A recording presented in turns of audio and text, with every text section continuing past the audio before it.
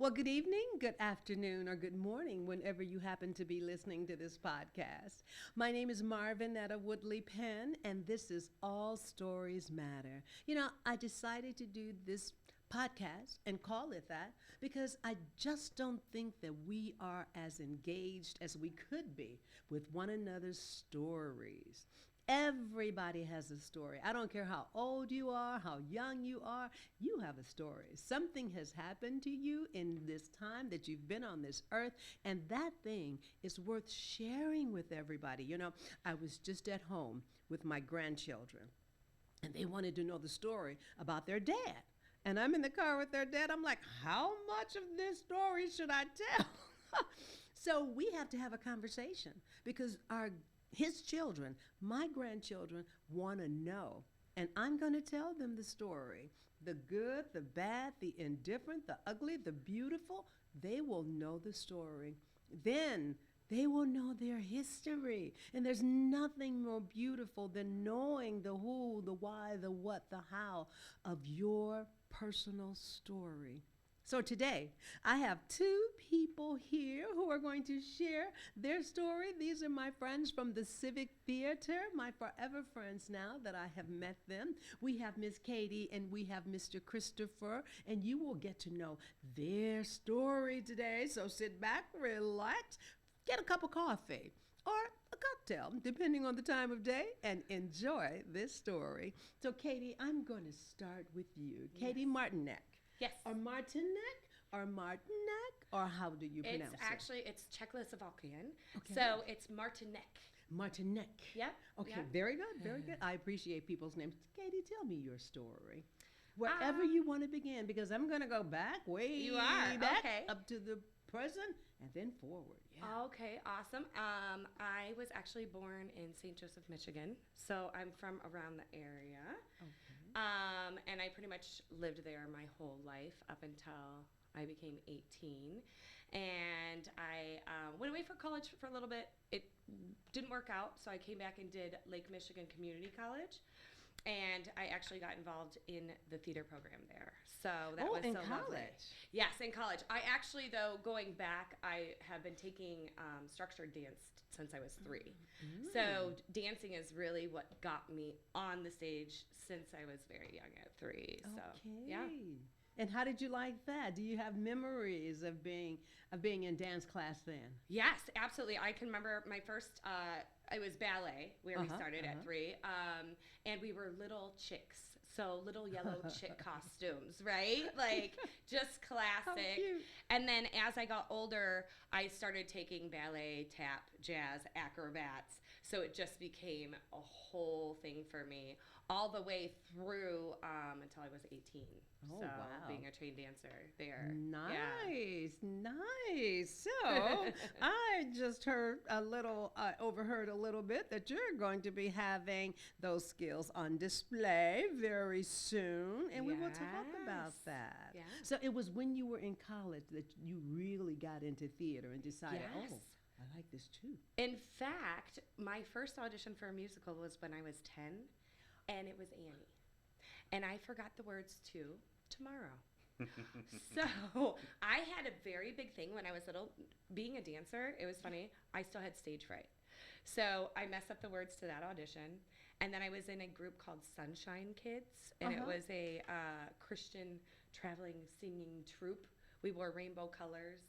And St. Joseph has a bluff, and we sang, "Make a grateful noise unto the Lord of the earth. Make a joyful noise." And I messed up those lyrics too. So I kind of had these like misses when I was little.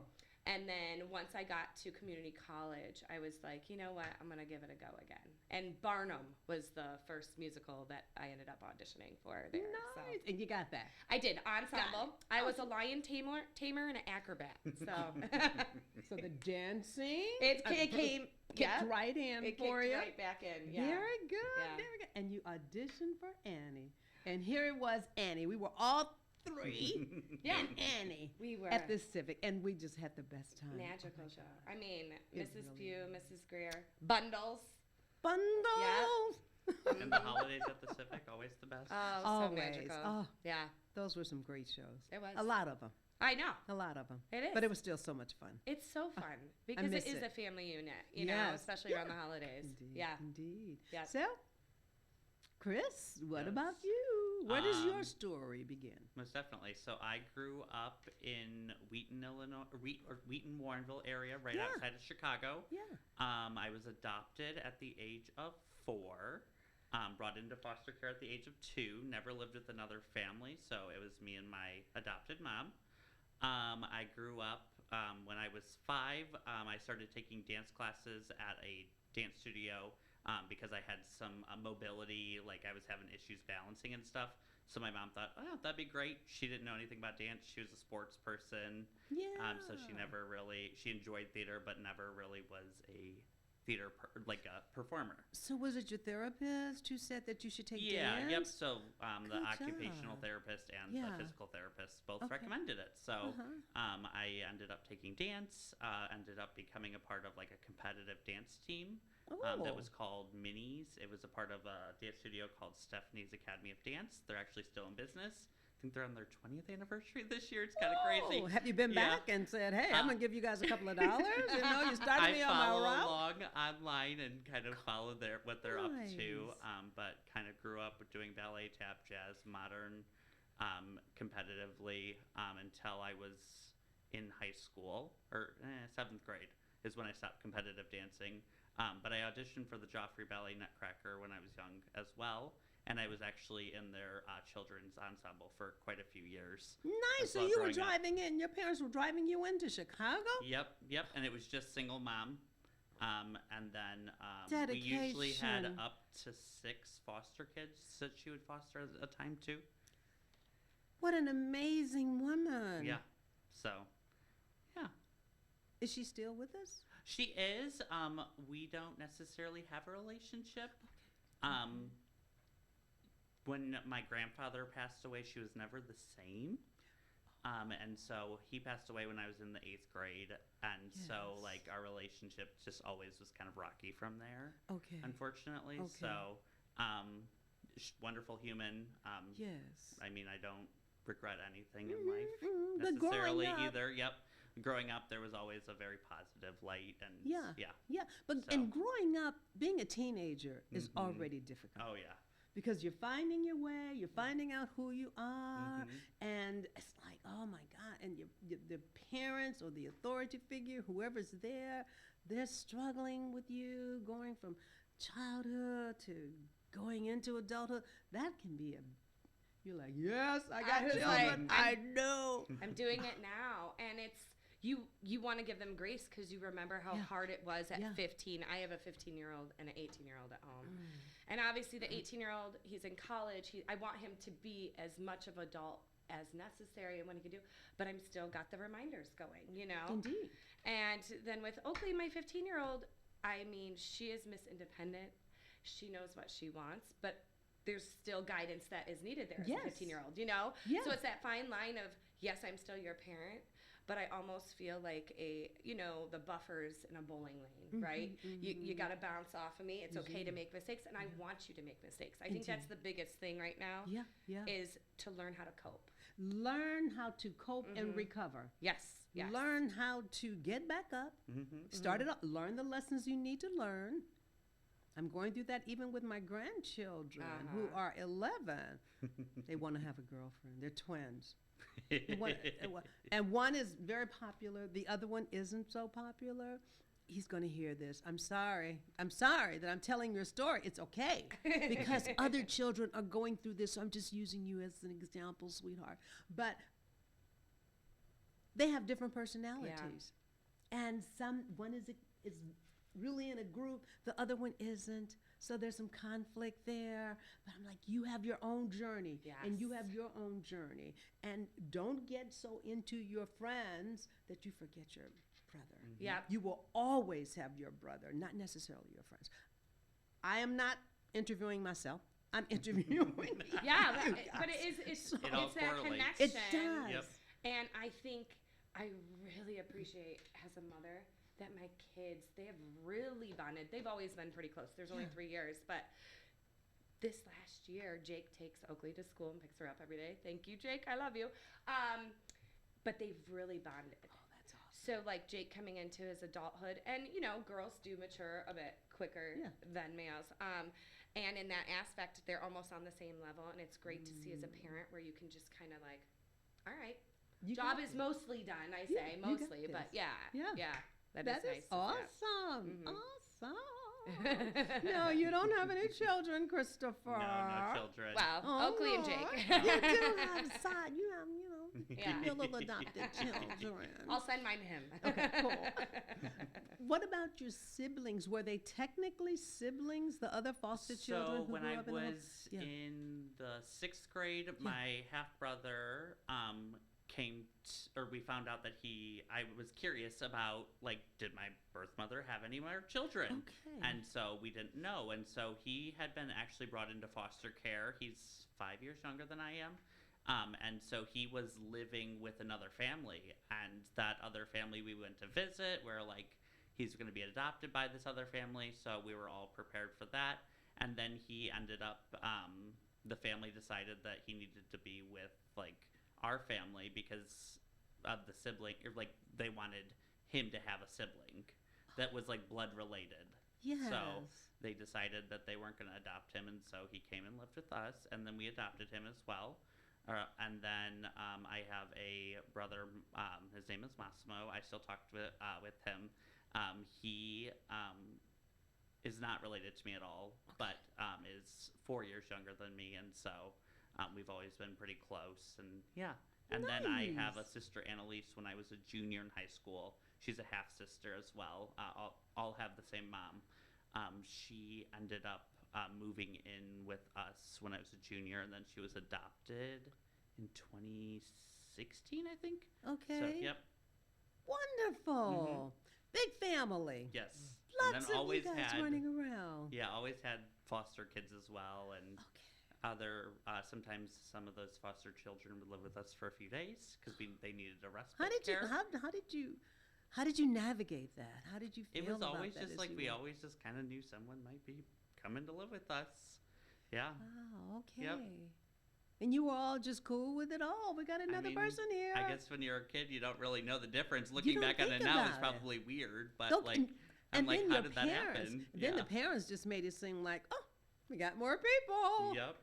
That is so awesome. Yeah, it was really cool. Yeah, when you think about when the children in need these days. Go ahead. Yeah, most definitely. There was like children also that would have like special needs or attachment disorders and stuff like that.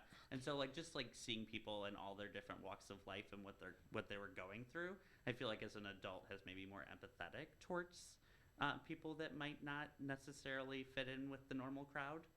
And you are definitely that person. Yes, he is. Yeah. You feel deeply for people. I try to. Sometimes you have to shut that off too. Yeah. But because you can wind up taking on people's energy. Yeah. You can't be taking that home all the time either. Well, I'm sure you're empath. Yeah. And we take on people's energies. Really yeah. Do. Mm-hmm. I have to shut it down. Yep. Oh yeah. Oh my God. I go into like, you have to protect yourself because you can get drained very easily that way. Yeah. Mm-hmm. So did you know that you have this performance side, this empath? Because I think that in order to be on stage and to be effective on stage, you have to have a little of that. Right. Yes. Did you know as a child that there was something? Did you ever feel like there was something different about you that you just didn't always fit in? Yeah. I mean, I don't know if it's necessarily different or didn't always fit in. I loved people. I loved going up talking to people. So I was that kid that would be like, hi, I'm Katey, and I think it's obviously stuck with me into my middle age. I was always that way, and I would always say I was personable. I think a word that has been used to describe me since I was little was bubbly, right? Yeah. So I know that sometimes it's always not good to have like the big energy. Some people don't perceive that as a good thing sometimes. You know what I mean? And take it as like, whoa, what's happening? Like I need to set back. But I have also been just very true in myself. So I've just I'm not that I don't have insecurities, because I do, We all but I just kind of try to lead with kindness and live that way, Mm-hmm. you know, and hope that, I know sometimes, you know, I'll put my foot in my mouth or something, because I obviously am a talker. We all do. We Yeah. all do. Yeah. But it just, I think as a performer, I think that goes hand in hand, you know, and you're in being able to relate to people, because you have to be able to, you know, give back in a scene when you're Indeed. acting. To know that in your personal life already is so good to bring that to the stage. Yeah. So you never had an issue being outgoing and all when you were a kid? With Other friends? than the flubs, like with my, you know, make a joyful noise unto the Lord, and then the Annie audition. Those, and obviously those stuck with me, because like I can remember, you know, Yeah. exactly my kazoo. I was like, just put your kazoo in your mouth. But other than that, I was always the one that I feel like if someone is new, I want to go up and say hi. Yeah. You know what I mean? You're no longer new, right?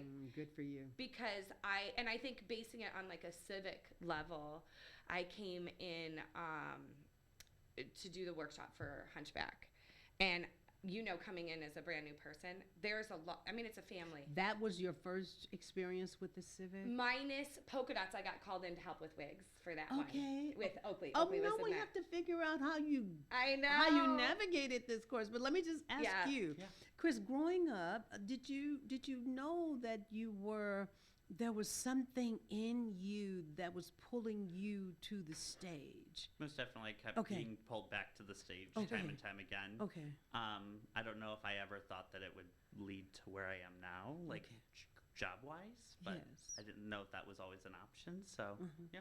You don't Did always have to be an actor on stage. Now in my day-to-day, I plan events and make the Civic look beautiful and make sure the patrons are happy. And Wonderful. yeah. So did you have a group that you fit in with? I always felt like an outsider. So I'm just trying to see if anybody would like me. I just really did not fit in with the other kids, and I knew that I was going to be on stage. Oh yeah, you Did belong on anybody stage. did anybody else have that feeling? I mean, I never really was like at school a lot. Like I was at school during the day, but I never did like extracurriculars because I was always busy doing like dance related things, going to Chicago, going to the city. Yeah. And so there were days where I knew kids in my class, but I didn't know them. It wasn't until high school where I really like made like friends, I would say. Cool. All my friends lived in Chicago or lived in other suburbs. Whoa. And they were all a part of the dance scene. Yeah. Okay. Yeah. So you had a community. I did. Yeah. I just was the outsider at like the school and the normal. The normal kids. Yeah, the normal kids. The normies. See, we didn't have dance programs where I grew up in East St. Louis. We didn't have theater programs where I grew up. We just had a high school choir and church choir. Yeah. And that was about it. So I know I would have been involved had we had those things, Right. but we just didn't. So I was like, oh, well, one day it's all Look good. at you now. But Look at you now. Life has a way of bringing you whatever It it does. is that you need. Yeah, you Yeah, do. You put it yeah, out there. On the friend front, I went to Christ Lutheran, and You were in a Christian school. I was raised, yes, very Okay. conservative Christian Lutheran, since kindergarten through 8th grade. And our 5th and 6th grade and our 7th and 8th grade classes were together because we were so small. So I grew up I always felt way too big for that very tight, Oh, I can imagine. upbringing. So that was good to have different outlets with dance because it wasn't part of that school. Or, I hung out with the public kids, that was another thing. And then I was lucky enough to go to Lakeshore High School, public school. But as far as friends, my best friend that since I was 3, she actually lives in Kalamazoo with her husband. So like full circle, just a weird, shout out to Mandy, weird moment. How did she get to Kalamazoo? She went to her husband went to Western. Okay. Then she came up here, and they never left. So it's kind of weird That how happens I to ended so up many here. people. Yeah. How did you end up here? I mean, my story's crazy. So after I did community college at Lake Michigan Community College, I moved to Chicago to do cosmetology school. So that's where the hair and the makeup part comes in. Okay. And then I moved to Miami and lived there for 5 years. But why Miami? I hate to say it, a guy. It was a guy. Of course, I told my parents it wasn't a guy, but it was a guy. Obviously, that relationship did not work out, and that's fine. But I also met my best friend business partner. That I mean, so it's just like every little avenue. I now in my life have a piece of that. You know what I mean? Yeah. So cool. it's fun. So wait a minute. Yeah. You went to Chicago. Did cosmetology. Cosmetology. Why at Pivot Point? I remember Pivot Point. Uh-huh. I'm gonna get to how you came to. Oh, it. yeah. How you left Chicago area. Yeah. And got to Kalamazoo. Yeah. So just keep all Yeah, those yeah. stories in mind. Gotta build it up. Yeah, so I did cosmetology. Why? I always loved doing hair. So in high school, I mean, first of all my Barbies dolls, all their hair's cut. You know what I mean? I always I was in there with it. Makeup, always loved it.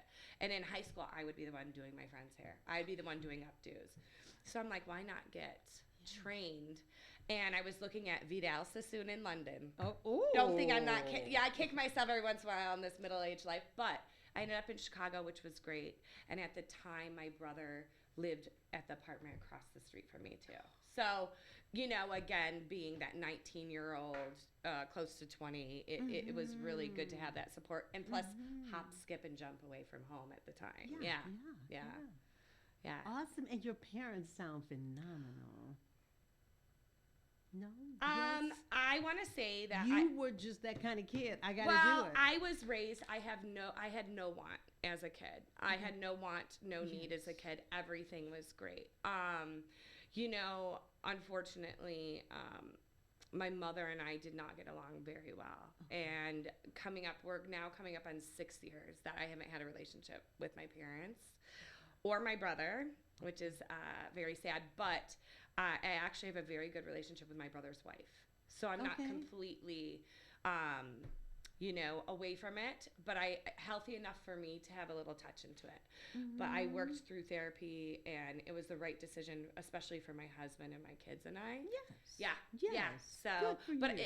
As far as childhood, I always say, I wouldn't change anything. My father, he loved me unconditionally. Yeah. Yes. Yep. It's awesome. Awesome. You were just a trailblazer, making your way from St. Joe. I'm going to Chicago, and now I'm going to live in Florida.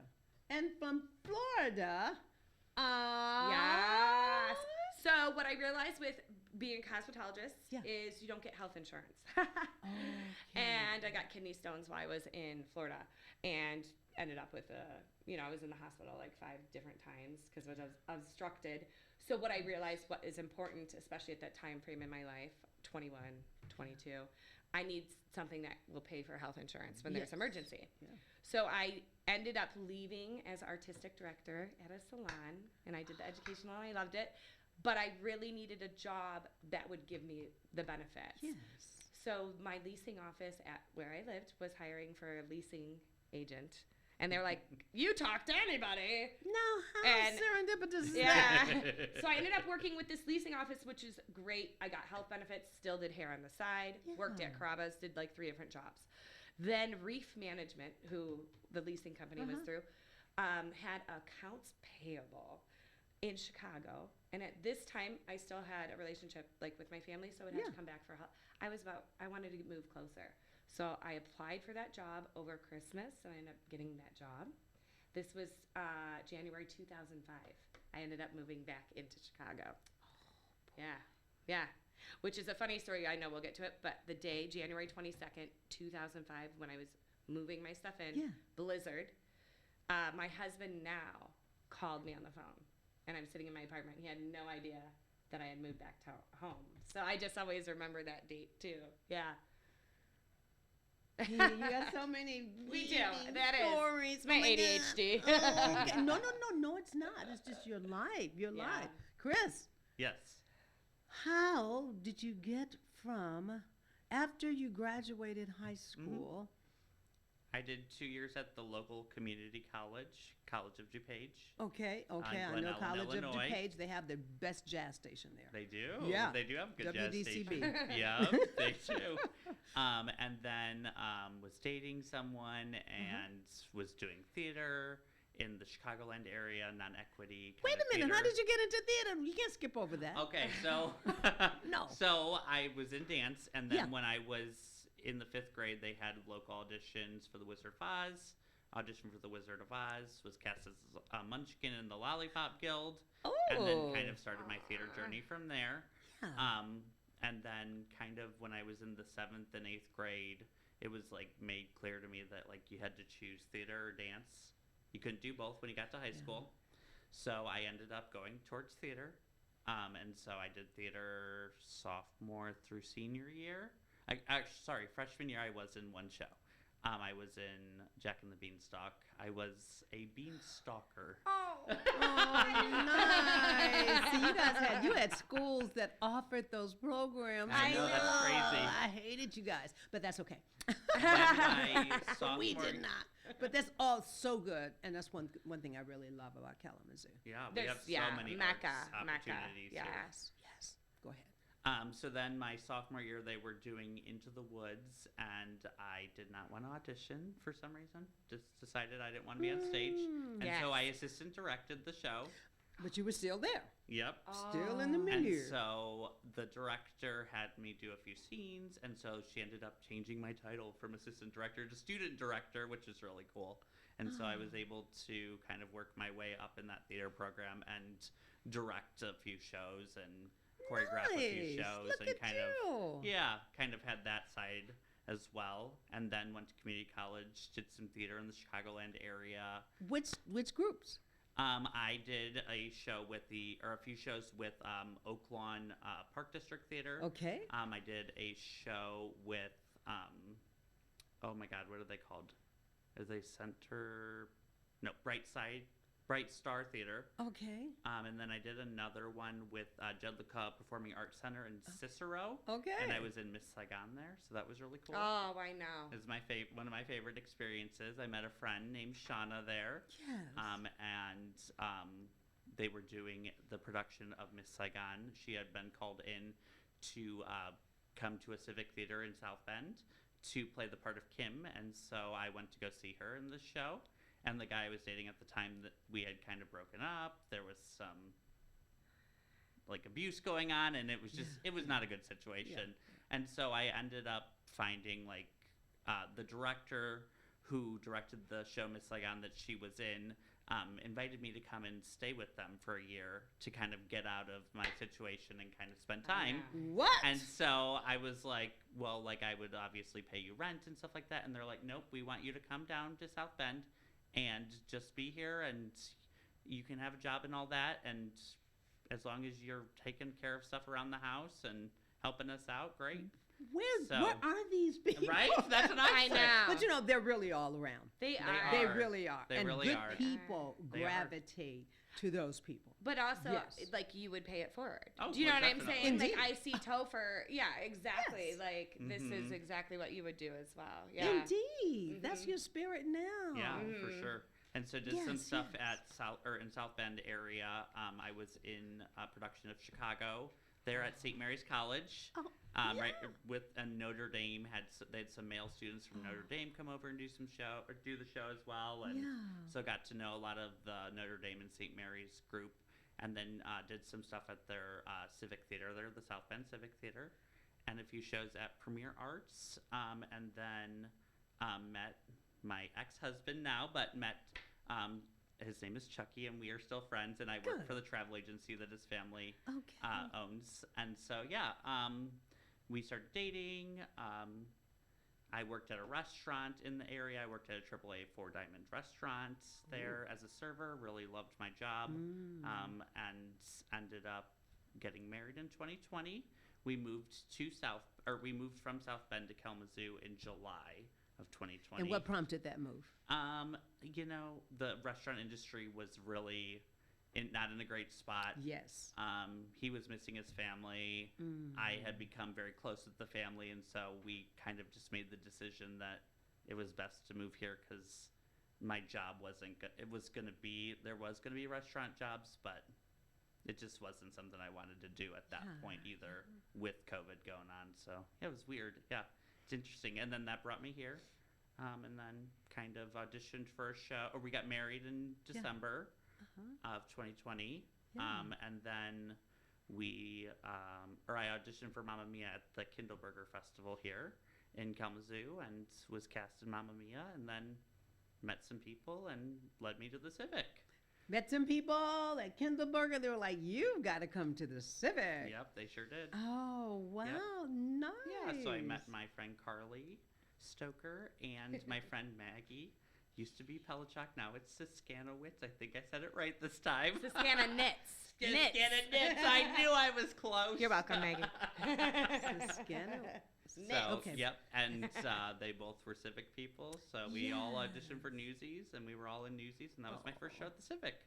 I've heard so much about that show. And it was a great show. It was beautiful. It was so fun. Yeah.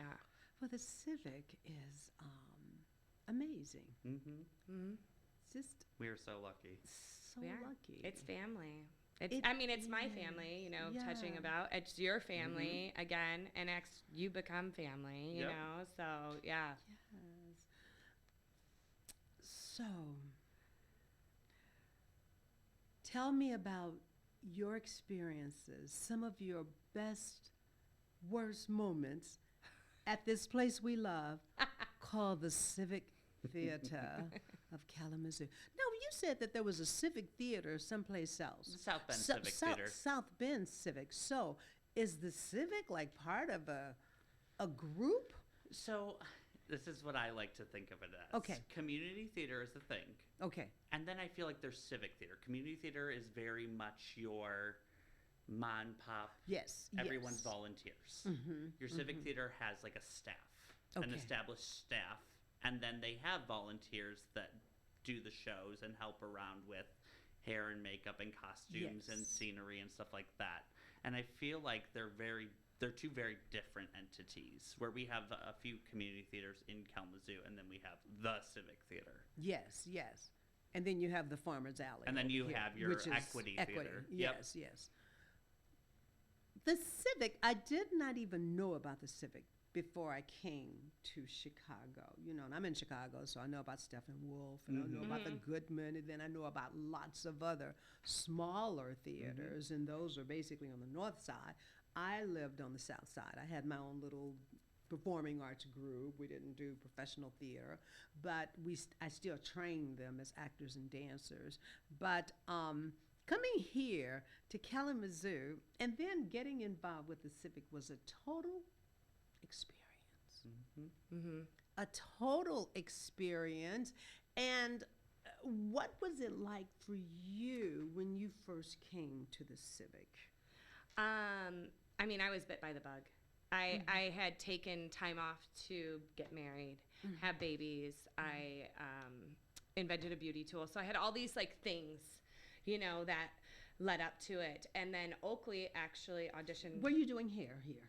I was doing it on the side. Okay. So salon-wise, it was just in Florida, and then I've done hair and makeup, all different. Yes. So yes, but just not at a salon. here. Okay. Yeah. Okay. Yeah. But I definitely did it. All my clients, they would come to my house, I'd go to theirs. How did you get your reputation here?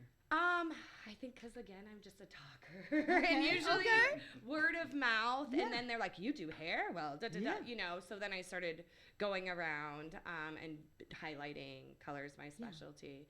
But Oakley auditioned for Newsies. Yep. She was like, "Mom, Newsies can is you the teach me?" show. I know. She's like, "Can you teach me how to tap dance in an hour?" And I'm like, "No."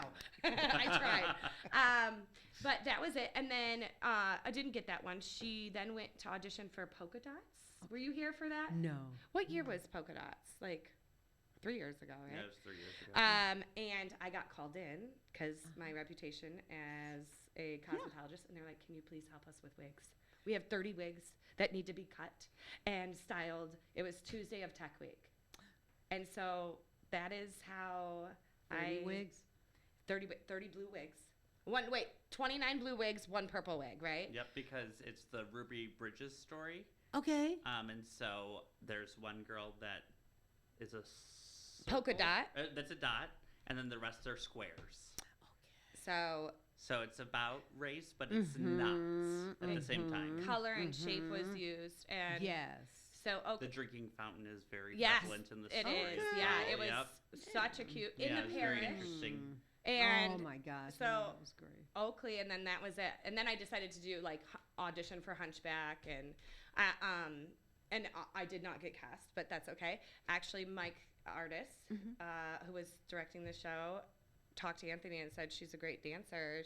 I think she might be a good choreographer. And then that's how I ended up on the choreographer side of things. And what did you choreograph? So my first show was Forever Plaid. In the Carver. Okay. And And, it was- Cody was in that. Cody, yes, Yeah. Cody was in that, and And right so was away, Matt. so was Matt. So, oh my So god. that's why I'm like our Forever okay. Plaid Yeah. family, and one of the best experience, literally to this day. The whole entire company, everybody, yeah, it was magical. Awesome. It was magical. awesome. How did you come to the Civic? So I was in Newsies and kind of got bit Yes, by that yes, theater yes, bug and yes. really loved the group. And then they were hiring for a box office associate. And so I applied for that job and got that in the February of, oh God, what year was that? 2024? 2024. Just 2024? No, No, it had to be 2023. 2023. Yeah. 2023. Yeah. Was when Hunchback was. It was May of 2023. Okay. Now, Yep, yeah, it took me a okay. second. Oh, wow. And so I was working in the box office, and then in January of 2024, the job came available for the audience engagement manager. And so that's what my job is now. So I went from the box office to that. Nice. And kind of have been there since, yeah. And you're still doing shows. And I'm still doing shows. I That tried to is do at least wonderful. one a season. This year, hopefully two. We'll see. The He producers, auditioned, yeah. the producers' auditions happen, so we shall see. Yep, Yeah. And you auditioned? I did audition. Yep. So we will see. Yeah, there's supposed to be a callback list sometime Yeah. today. Yeah, I so was like, next Oh, show, boy. it's probably sometime up. today. It It's probably up. is. It probably is. But You got the call back. yeah, I You mean, got it. yeah, we come hope. on, We come on, hope. come on. We hope. Look at that face. Did you audition? I for did not producers? because I held Okay. true. I said I was going to take time off, remember, after Annie? Yes. Well, you went And- 3 shows in a row. Yeah, I mean, and then when you do an opener, you start in the summer, for Camelot. And, but I have held true and I've taken my time off and I'll be ready to get back into it in May. Good, Yeah. good. Now I could so. talk about the Civic forever. Yes. And I will get back to the Civic. What? Yes. No. I'm going to talk about the Civic a little bit. What do you really love about the Civic? I know my experience with the Civic has been really, really good. For one thing, I get to meet great people like you guys. And every time I'm in a show, I meet more people, form more relationships, and it's always just expanding my world, I think. And I get the opportunity at my age to get back on stage, to do something that I really, really love, that I feel like I'm connecting with the audience and that energy exchange on the stage. There's just nothing like it. I'm messing up. Christopher's looking at me like, what are you doing? That is not the step. I'm like, oh, you're right. I'm going to get back on it. We're tripping upstairs with packages. Can't turn on the light, the Christmas tree. Yeah, can't find the plug. Nobody knows. But at least I hope nobody knows. When did you really fall in love? When I was doing Newsies, I fell in love and then kind of was volunteering and helping usher shows, and it's a great way to meet new volunteers as well, because you'll see people that don't necessarily do things on stage, but they'll usher every show. So yeah, got to meet those people, and then kind of just kept chugging along, and really loved it since. Even working there, I still love it. Are there days where I'm like, yes, Every of job. course, Yeah. of course. Every But place, yeah. it's nice to have a creative space as well, where you get to do what you love, and then also have people that are also like-minded and love what they're doing as well. Katie. I mean, I just wanted to get on that stage. I do like behind the scenes, Yeah. which is very important. So the first show I actually made was Big Fish, the season opener for 2024. 23. I don't This is even. after Hunchback. I mean, yeah, and once you're on that stage, and it just like, I want to do it again and again and again. And it just is the relationships you form. Yeah, They're yeah. family. I would say like one of my closest friends is Sarah Aiello, and I met her on Big Fish. One of our icebreakers, it was our first rehearsal. We had to sit back to back with someone we didn't know. Yeah. And this was Shannon Hill, who was our director, did this. So it was Aiello and I who sat back to back. Isn't that funny? So when I look back at that, we didn't know each other. We knew of, because you just kind of do in the community. And to be now and just how much we progressed or developed. And then you and I, we would always say hi to each other. But to be in a show with you. In a show, there's nothing like it. There was nothing like it. It was just always magical, but it was like that much more, you know? And then, I mean, Topher is family. He's part of our family. Topher, you've been calling him. I've heard you. I know. Wait a minute. We would be backstage and you say Topher. I'm like, who is Who is Topher? that? Yeah, where who is is this it? Topher? I know. And I finally got it tonight. Yeah, Just now. right. Christopher. Yes. Topher. Well, That's so cute. Well, and Does I think- anybody else call you that? Well, Well- now people have, but I know. people always ask me, do you prefer to be like Christopher? What do you like? And I said, I don't really care. And then I was telling a story one night at dinner that I had a teacher, because my mom was very particular that I had to be Christopher and everything. Okay. And so I had a teacher, she could never remember to say Christopher. She'd always call me Chris. So she ended up calling me Topher. Oh, and a so teacher. that's what ended up. Yeah. Yeah. Because I used to call Christopher in high school Topher. Oh. And that's the first time I had heard it when he told me, and I said, wait a minute. And so it's been Topher. Another one of those moments. But we were in Cinderella Synchronicity. together, Uh-huh. where we had a Prince Topher. So that was That was funny. real fun. When they're like, which Topher? And I'm like, obviously this one. I would call Peter. Yeah.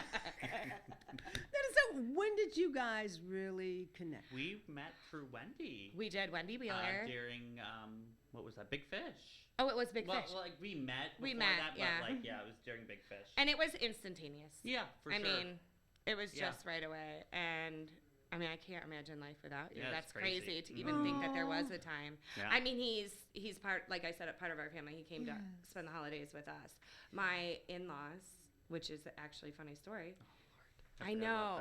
So he came to Jake's graduation this last May, and my in-laws were there, John and Susan. And John taught at Wheaton.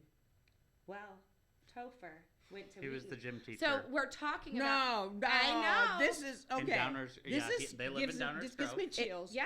So there's... And Topher goes, wait, I was there the time you were a PE teacher. Like, they literally... Did you have him as a PE teacher? I can't remember. I don't know for sure. Okay. I can't remember. But it you was a just knew long he time was a ago. PE It would have been Yep. middle... Yeah, it would have been his middle school years, Wheaton.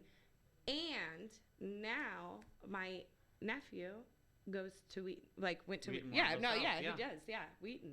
I mean, everything is like... I know. That's why I say, like, you know, as much as you want to create your own path, things are laid out for you. Things are there. We were talking before the show started about there are other dimensions. I believe. Now, those are, you don't have to believe it. I'm not pushing anything on anyone, but I so believe that there are dimensions beyond our understanding that exist. Science might know about it, might not know about it. They say we have 5 senses. I believe we have several additional senses. And you were telling me about one story when you were in a car accident. Can you just say that again? Because I really want people to think outside the box. Christopher, have you had some experiences like this? Please share a couple of yours. Yeah. I mean, I was 16. My birthday's January 15th. And so I'm always, you know, I went right into a blizzard when I drove. And I remember us coming back from a guys' playoff soccer game for our high school. A friend was following me home. I went to turn left and got into a head-on collision. And my friend wasn't in my car. She was behind me. As my friend, because there were no cell phones at this time, early 90s, my friend went to go use a house phone to call my parents. There was a gentleman with a yellow shirt on who was keeping me calm and saying everything's going to be okay. And really just, instead of the freak out and go into shock because I broke, you know, a couple bones, he kept me calm until my parents, who luckily were just down the street. So we were almost home. And then I was telling my friend, thank God for that guy in the yellow shirt, you know, and she goes, what guy in the yellow shirt? There was no guy in a yellow shirt. And it's like, you know, it's like that dream, how you can kind of, I can still picture him, but I can't picture a face. Yeah. Ooh, and energy came to you. And I believe an angel came. I to do you. too. I do too. It was an angel that would there right on the spot, giving you exactly what you needed. Absolutely. Yeah. Yeah. Oh, and then there was something when you were in. Yeah. So then, of course, Savannah. Oh, Savannah. No. Yeah, Go with that. I was just gonna finish this one. So Yes, then I yes. obviously had to go. I actually got taken by ambulance to the hospital. Yes. And I was getting x-rays and they're like, Cynthia, you have to stay straight. And I'm like, obviously car accident, shock. And I'm like, wait, my name's not Cynthia. Come to find out the lady that I hit, her name is Cynthia. So it just like, again, with all the alignment with that. And, honestly, I was raised believing in spirituality. If you're Lutheran, if you're, no matter what religion, you kind of take that spirituality. So I do believe in like the angel that was there and spirits, and that leads me to Savannah. I have a picture of a full body apparition. Happened in one of the squares. Over 200 bodies were buried. We actually found that out the next day. We did a Segway tour. So we told the guy, and we showed him the picture of the ghost that I showed you, which was a full body apparition of a soldier. The guy confirmed, oh yeah, that lines right up. And then we looked at the uniform, everything lined up with it. And so the energies in that type of town where there's so much tragedy and so much energy. Yeah. So much energy. The energy does not die. No. So when people talk about death, I'm like, it's a transition. Yeah. It's a transition because energies do not die. Isn't that what the Einstein said? It is. Energy cannot be born, does not die. It just changes form. Right. Mm-hmm. Oh, I was in Africa, and we went to I was in Ghana. We went down to Cape Coast, and where the slaves were held until they were put on the boat, and we were standing in the women's holding cell. And the energies were so strong in there. I could feel them trying to communicate, and I just started crying, and it was like It became visceral. It was. Yeah. It was. Oh my gosh, it was something. But what's your story, Christopher? So my ex-husband and I, his really good friend Sarah, when we moved to Kalamazoo, it was great to be with her. She had been diagnosed with cancer, breast cancer, stage 3 at the time. She ended up like beating it, and then it came back.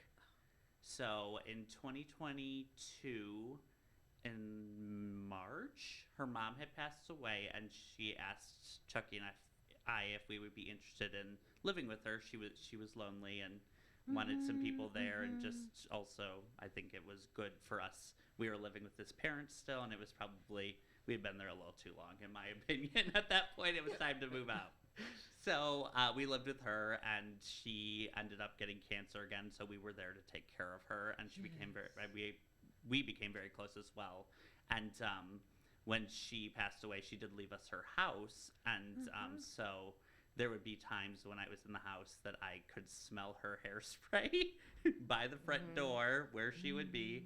The cats would go there all the time, so I knew she was there. Yes. And then there are times now where I'll be at the Civic and in places where like I've been with her, and like I just kind of just know she's there in some way or another. It's weird, yeah. I know. Yeah, it's really bizarre. Yeah, but she's always kind of still around, and yeah. She's with you. She's with you, comforting and cheering you on and letting you know everything is all right. Yeah. So, when you were sharing that story about just like walking down to the where the slaves were brought in to the ships, when I was in New York with my friend Anastasia in May of last year, she and I, when we crossed the right before where oh my gosh, the Twin Towers would have been. Yeah, oh my gosh. Like we just both started crying, and just like you could just feel that heaviness around it. It was just kind of crazy, yeah, to think that there was so many people that were there, and now we're no longer, and 2 giant towers that are just no longer there. And attached to that area. That's, Was there ever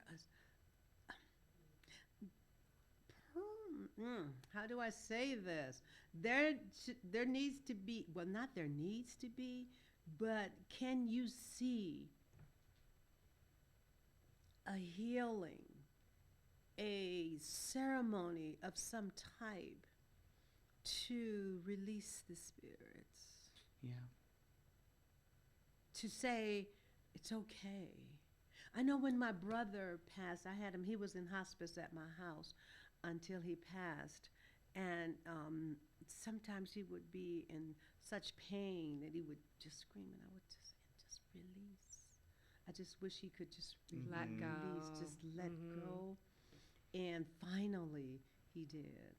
And it was so beautiful. All of the family had come up. My son from Southern Illinois, my nephews, the woman that he really loved. He had his son by, and he was there. My son was there, and all of the family was just around him. And he, you could tell by the look on his face that he had his peace. He had come to peace. Yeah, yeah. And his soul was ready. And that night, he made his transition. Yeah. Yeah. That piece. And I think like that's something I know when I was very close to my grandma and grandpa O'Brien, my dad's parents. And my grandpa passed first, and my grandma had Alzheimer's really bad. But I came back, I was living in Florida, and I was doing her hair and makeup for the funeral, and she became lucid. She looked at me and all of a sudden like knew why I was doing her hair and her makeup and everything, and gave me a look and had sadness. And it was that 1 second our eyes met in the mirror, right? Because I'm standing. Yeah. And then just like that, she was gone again, and a jovial child. She was a very happy person with Alzheimer's. But it was like that. It was like that touch of reality right there. And when my grandfather was passing away, he said, "Tell Katey not to worry about things. It will be okay." And at the time I was living in Florida, I had, some things like young 20s, as you do. And that just message, just as he was passing away, to know that, and that little reminder, like just even talking about it right now, it's been so long since I thought about that, but the comfort that brings, the eye contact I got with my grandma that was lucid at that point, that's the stuff I think you take with you, and you have to remind yourself. Yeah. Connection. Connection. We were talking about connections, and you guys were talking about, we have a few minutes left, but I want to get to the importance of human connection. Our children are losing that with, probably not your children. Oh, they are. With They're in there. cell phones, online, the human connection, you might have some, but it's just not as important. You guys were just connecting in New York. Tell me about that. Boy, did we connect. I can see that there were memories. You guys just looked at each other, and I saw moments just flashing between you. I mean, what was that like? I think when you're, especially this age, and you're middle-aged, not you yet, but you hang out with the middle-agers, and you can find a core group that you're able to leave town with. It's one thing going to dinners and doing things here, but be with someone 4 to 5 days and still belly laugh on the last day as you're flying home. That is something that you need to cherish, and those are the friendships that you invest in. And when I say, like, New York, also, we have our very own travel agent. I mean, we're like, Topher, we're going to New York. And he's like, okay, big bop, bop, bop, bop. He had everything, like, planned out, done and done. We have to show up. He booked our shows. He's wonderful.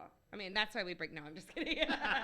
But I mean, it just is. And again, it's like a family thing, without the trauma of the family. Without the drama. Yeah.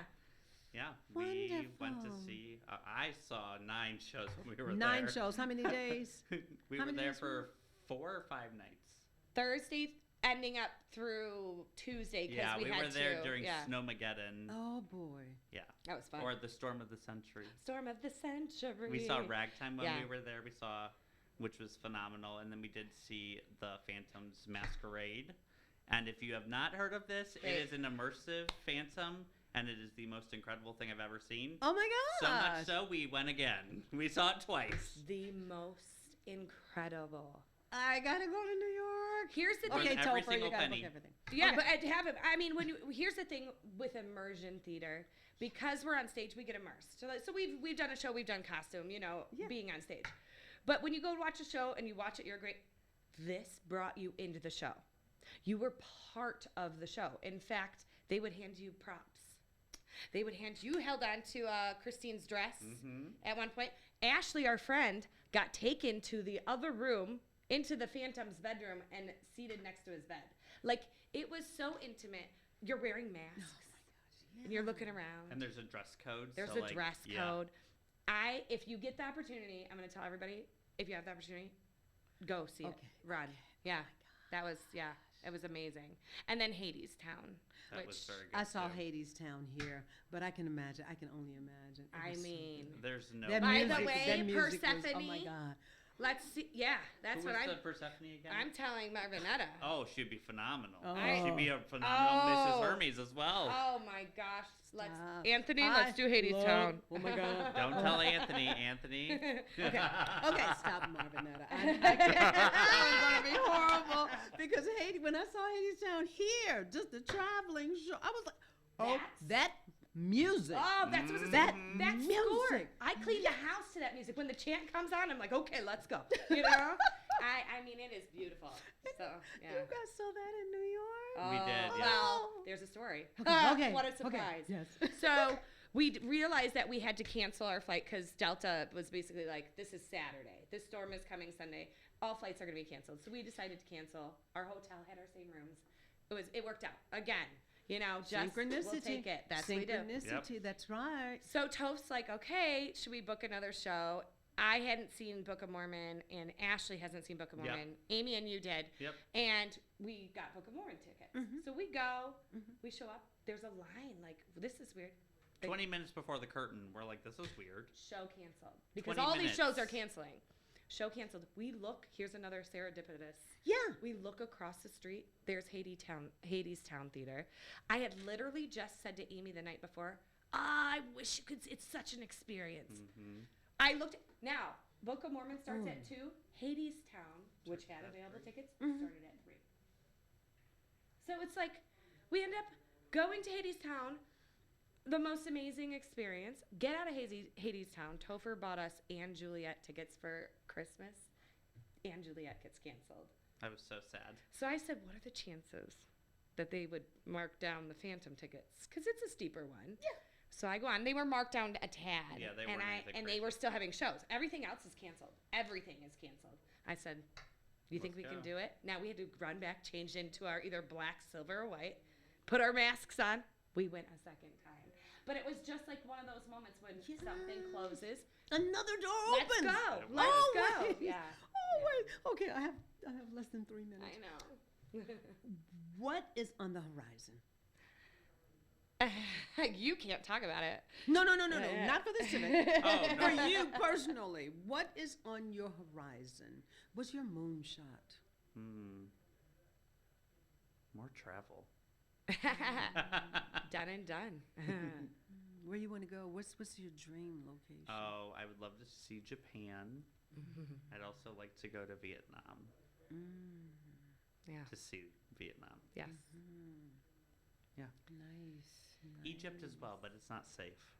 But I would love to go to Egypt as well. Things are changing. This is true. Things are changing. This is true. So cool. And do you see yourself still being at the Civic, maybe being the ED one day? Executive director would be very cool. I actually would like to be the artistic director. If I'm being honest. Okay. But Anthony's not going anywhere, so No. I gotta wait a little bit. Okay, that's okay. You never He'll be know. back on Broadway You never directing know. something. He will. Hey. He'll be on Broadway one He'll day. be directing on Broadway soon enough. Yeah. Again. Oh boy. What's your moonshot? I Miss mean, Katie? travel. I have a great trip coming up. I'm going to Marrakesh with 2 of my besties. One of my besties is turning 50, and this is what she wanted to do. So we're going to go to Marrakesh. We're going to spend 1 night in Paris, fly to Marrakesh, and then tag back in Paris and fly home. So I'm excited for that one. And then Topher Oakley and I have a big trip coming up in July. So we're going to fly to London first, stay about 5 days in London. Go see some shows. Go see. Oh yes, Paddington. I mean, I'll see just. Well, a you're gonna. few. There's nothing like theater in London. Oh, though. West End The is. West End. yeah, And the yeah. tickets are cheaper. yeah. America, Yeah. we got some issues. Yeah. The houses are really nice. They are. They're small, intimate. Get the AC pumping. No. But and then we're gonna do Disneyland Paris, and Paris we're gonna do Yeah. Bastille Day in Paris. So my best friend was born in France. She's the one that lives in Miami. Yeah. I have a couple of best friends, everyone. But she will be in Paris the same time we're there too. So it's just like, And again. we're singing a part of a castle or something. It's like insane, Like it's just love gonna it, be love it, love it. yeah. I have to have a conversation with you after because I'm traveling a lot, and so. Yes. This has been an incredible show. I enjoyed every minute of hearing your stories. Thank you so much for just opening, being authentic, sharing, going there wherever I wanted to go, having fun, reminding me of the magic not only of theater but the magic of life. Mm-hmm. Being present in the moment, being open to whatever, and just, I like being a blank sheet of paper and just letting the experience fill it up. Yes. Thank you for being who you are, and thank you for tuning in. Remember, get to know somebody's story and share your story, the good, the bad. There is no bad. It's all good. Till next time, all stories matter. Bye-bye. Programming on Public Media Network is made possible thanks to our community partners, including the City of Kalamazoo, City of Parchment, Comstock Township, Kalamazoo Township, and Oshtemo Township.